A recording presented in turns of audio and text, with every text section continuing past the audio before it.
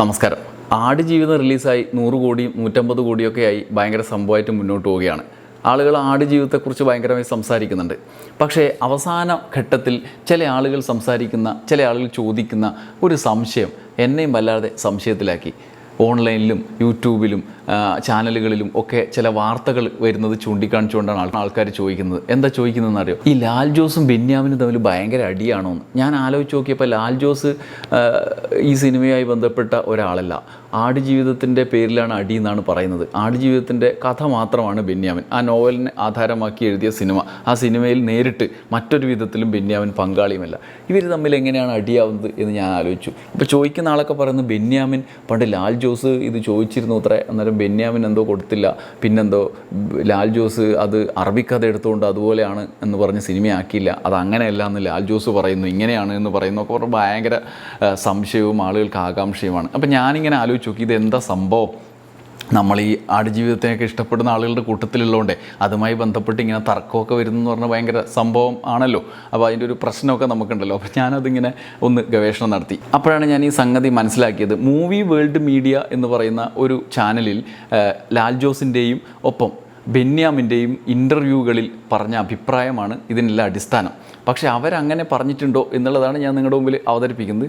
അതുമായി ബന്ധപ്പെട്ട് പുറത്തു വന്ന വാർത്തകൾ മുഴുവൻ ഇവർ തമ്മിലെന്തോ അടിയാണ്. ഒരാളൊരു കാര്യം പറഞ്ഞു, അതിനെ അങ്ങനെയല്ല എന്ന് പറഞ്ഞ് ലാൽ ജോസ് രംഗത്ത് വന്നു എന്നുള്ളതാണ് വാർത്തകളിൽ നിന്ന് മനസ്സിലാവുക. ഹൈദരാലി എന്ന് പറയുന്ന അഭിമുഖകാരനാണ് ഇതിൽ അഭിമുഖം ചെയ്യുന്നത്, രണ്ടുപേരെയും മൂവി വേൾഡ് മീഡിയയിൽ ചെയ്യുന്നത്. അപ്പം ഞാൻ എന്ത് ചെയ്യാൻ പോകുന്നു വെച്ചാൽ, ഞാൻ ഇതൊന്നും നിങ്ങളുടെ മുമ്പിൽ ഈ അടി എന്നതാണ് ഇന്നത് പറഞ്ഞു ഒന്നും പറയുന്നില്ല. രണ്ടാളും എന്ത് പറഞ്ഞു എന്ന് അതുപോലെ നിങ്ങളുടെ മുമ്പിൽ അവതരിപ്പിക്കുക മാത്രമാണ് ഞാൻ ചെയ്യുന്നത്. അതിൻ്റെ ടെക്സ്റ്റ് പാഠരൂപമാണ് നിങ്ങളുടെ മുമ്പിൽ അവതരിപ്പിക്കുന്നത്.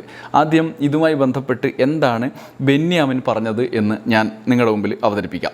ബെന്യാമിൻ പറയുന്നത്, സിനിമയാക്കണമെന്ന് ഞാൻ തീരുമാനിച്ചതല്ല, സിനിമാ പ്രവർത്തകർ എൻ്റെ അടുത്തേക്ക് വരുമ്പോഴാണ്. അപ്പോൾ ആദ്യം കത്തി നിൽക്കുന്ന ഭാഗമാണ് നിങ്ങളുടെ മുമ്പിൽ അവതരിപ്പിക്കുന്നത്. ഇപ്പോൾ ലാൽ ജോസിൻ്റെ അഭിമുഖത്തിലെ ചില ഭാഗങ്ങളാണ് കത്തി നിൽക്കുന്നത്. അപ്പോൾ ലാൽ ജോസ് ആടുജീവിതവുമായി ബന്ധപ്പെട്ട് ആണ് നിങ്ങളിത് അറബിക്കഥ എടുത്തുകൊണ്ടാണ് ഇത് ഉപേക്ഷിച്ചത് എന്ന് ചോദിച്ചു എന്നും പറഞ്ഞിട്ടാണ് അവരുടെ പ്രതികരണം വരുന്നത്. അതുമായി കണക്ട് ചെയ്തിട്ടാണ് തർക്കമാണ് എന്ന് പറയുന്ന വാർത്തയും വന്നത്. അപ്പോൾ എന്താണ് ലാൽ ജോസ് പറഞ്ഞത് എന്ന് ഞാൻ ആദ്യം നിങ്ങളുടെ മുമ്പിൽ അവതരിപ്പിക്കാം.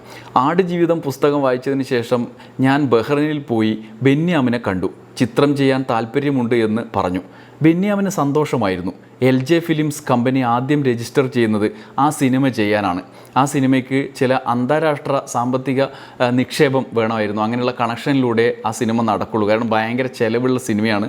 അതുകൊണ്ട് അത്തരത്തിലുള്ള സാധ്യതകളും ഞാൻ തേടി മുന്നോട്ട് പോവുകയായിരുന്നു. ഒറ്റയ്ക്ക് ആ സിനിമ അങ്ങനെ ചെയ്യാൻ കഴിയില്ല. അത്രമാത്രം ഇൻവെസ്റ്റ്മെൻറ്റൊന്നും നമുക്ക് ഇവിടുന്ന് പറ്റില്ല. ഞാൻ കാസ്റ്റ് ചെയ്യാൻ ഉദ്ദേശിച്ചത് ഒരു പുതുമുഖത്തെയാണ്. ഇന്ന് കാണുന്നത് പോലെ വൻ താരങ്ങളൊന്നും ഉദ്ദേശിച്ചിട്ടുള്ള ഒരു സിനിമയല്ല. അങ്ങനെയുള്ള സിനിമ എന്നിട്ടും എക്സ്പെൻസീവ് ആയിട്ടാണ് ഈ സിനിമ പോകുന്നത്. അങ്ങനെയുള്ള താരങ്ങളെ കൂടി കാസ്റ്റ് ചെയ്യുകയാണെങ്കിൽ മറ്റു പല പ്രശ്നങ്ങളും ഉണ്ട്.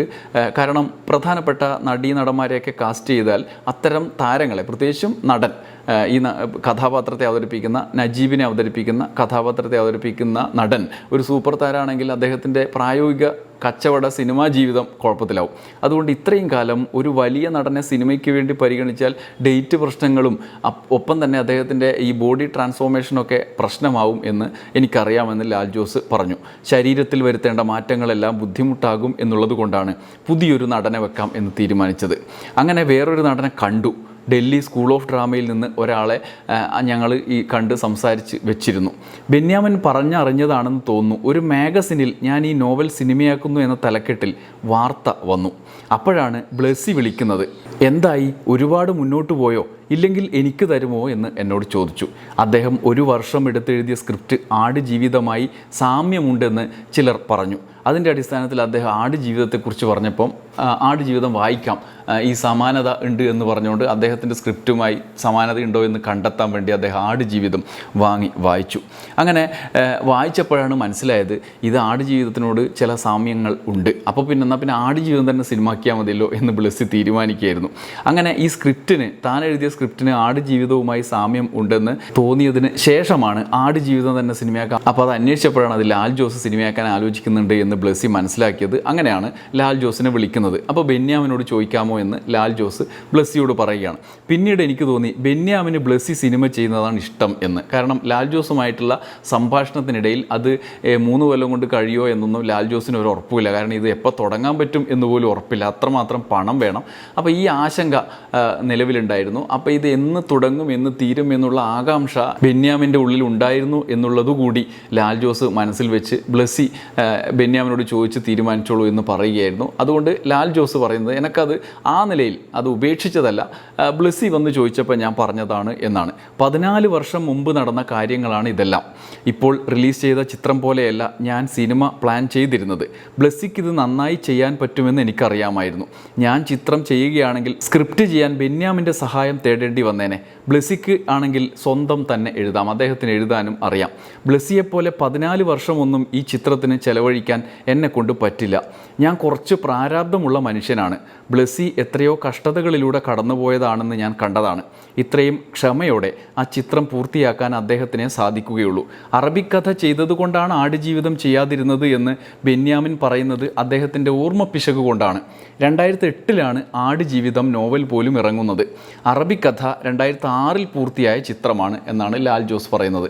ഒരു പോയിന്റിലാണ് ലാൽ ജോസിനോട് ചോദിച്ച അഭിപ്രായത്തിന് വിരുദ്ധമായി അദ്ദേഹം പ്രതികരിക്കുന്നത്. അറബിക്കഥ ചെയ്തതുകൊണ്ടാണ് ഇത് ചെയ്തത് എന്ന് ബെന്യാമിൻ പറഞ്ഞു. അപ്പോൾ അങ്ങനെയല്ല, ഞാൻ അറബിക്കഥ ചെയ്തിനെങ്കിലും ഇത് ചെയ്യാൻ വേണ്ടി ഓക്കെ ആയിരുന്നു എന്നാണ് ലാൽ ജോസ് പറയുന്നത്. എന്നാൽ ഈ ഘട്ടത്തിൽ എന്താണ് ബെന്യാമിൻ പറഞ്ഞത്? ബെന്യാമിനും ഹൈദരാലിയോടുള്ള അഭിമുഖത്തിൽ തന്നെയാണ് പറഞ്ഞത്. അപ്പോൾ എന്താണ് ബെന്യാമിൻ പറഞ്ഞത് എന്നുകൂടി നമുക്ക് നോക്കാം. സിനിമയാകണമെന്ന് ഞാൻ തീരുമാനിച്ചതല്ല ആടുജീവിതം. സിനിമാ പ്രവർത്തകർ എൻ്റെ അടുത്തേക്ക് വരുമ്പോഴാണ് ഞാൻ അത് മനസ്സിലാക്കുന്നത്.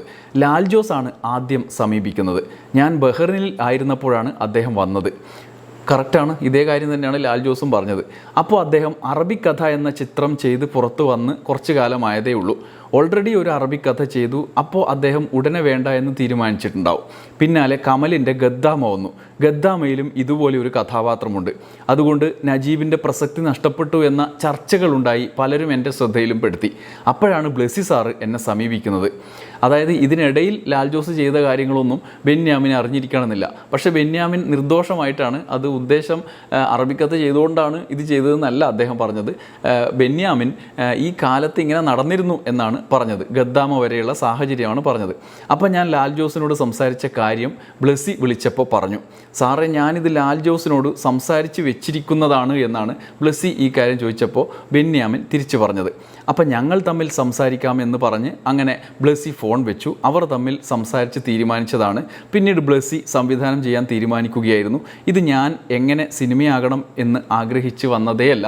ഇത് സ്വാഭാവികമായി സിനിമ പ്രവർത്തകർ ഇതിൻ്റെ സിനിമ കണ്ടെത്തിയതിന് ശേഷം സിനിമയായി സാക്ഷാത്കരിക്കപ്പെട്ടതാണ് എന്നാണ് ബെന്യാമിൻ പറയുന്നത്. രണ്ടുപേരുടെ പ്രതികരണത്തിലും സംഘർഷാത്മകമായ ഒരു കാര്യവുമില്ല. ആകെയുള്ളത് അറബിക്കഥ ആ കാലത്ത് ഇറങ്ങിയിട്ടുണ്ട്, കുറച്ചു കാലം മുന്നെയാണ് ഇറങ്ങിയത് എന്ന് ബെന്യാമിൻ പറഞ്ഞതാണ്. ഇതിന് ശേഷമുള്ള പ്രതികരണത്തിൻ്റെ ഒടുക്കം ലാൽ ജോസ് പ്രത്യേകം പറയുന്നത് ഇത്രയും കാലം ഈ സിനിമയെക്കുറിച്ച് ബ്ലെസ്സി സംസാരിച്ചു. സിനിമ വന്നതിന് ശേഷം സിനിമയുടെ വിജയത്തിൻ്റെ സാഹചര്യത്തെക്കുറിച്ചും സാധ്യതകളെക്കുറിച്ചും മറ്റ് വാർത്തകളെക്കുറിച്ചും ഒക്കെ ആളുകൾ സംസാരിക്കുന്നു. പക്ഷേ ബെന്യാമിൻ ഇപ്പോഴും തൻ്റെ പേര് ആദ്യമായി ബെന്യാമിനാണ് ലാൽ ജോസിന് ഇങ്ങനെ ഒരു പദ്ധതി ഉണ്ടായിരുന്നു എന്ന് പുറത്തു പറഞ്ഞത്. അത് അദ്ദേഹത്തിൻ്റെ വലിയ മനസ്സാണ് എന്ന് പറഞ്ഞാണ് ലാൽ ജോസ് അഭിമുഖം അവസാനിപ്പിക്കുന്നത്. അതുകൊണ്ട് ഇവർ തമ്മിൽ തർക്കമാണ് എന്ന നിലയിലുള്ള ആംഗിളല്ല ഞാൻ ഈ 2 അഭിമുഖങ്ങളിൽ കാണുന്നത്. നിങ്ങൾ വിചാരിക്കുന്നുണ്ടാവും ഇതൊക്കെ എന്തിനാണ് പറയുന്നതെന്ന് വിചാരിക്കുന്ന ആളുണ്ടെങ്കിൽ അവരോടുകൂടി പറയുകയാണ്. ഇത് നമ്മുടെ ആടുജീവിതവുമായി ബന്ധപ്പെട്ട് കേരളത്തിലെ കൂടുതൽ മനുഷ്യർ വിചാരിക്കുന്ന സംസാരിക്കുന്ന ഒരു വിഷയം എന്നുള്ള നിലയിൽ ഇതുമായി ബന്ധപ്പെട്ട ഒരു കാര്യം നിങ്ങളുടെ മുമ്പിൽ അവതരിപ്പിച്ചു എന്നേ ഉള്ളൂ. എല്ലാവരും സന്തോഷിക്കുന്ന കൂട്ടത്തിൽ, ആടുജീവിതത്തിൻ്റെ സന്തോഷത്തിൻ്റെ കൂട്ടത്തിൽ ഒരു തർക്കം ഇങ്ങനെ നിലനിൽക്കുന്നത് നമുക്കൊരു സുഖമുള്ള കാര്യമല്ലോ. അതുകൊണ്ട് ആ തർക്കം തീർക്കാനുള്ള ഒരു വീഡിയോ ആണ് എന്ന് തമാശക്കാണെങ്കിലും വിചാരിച്ചോളൂ. നന്ദി, നമസ്കാരം.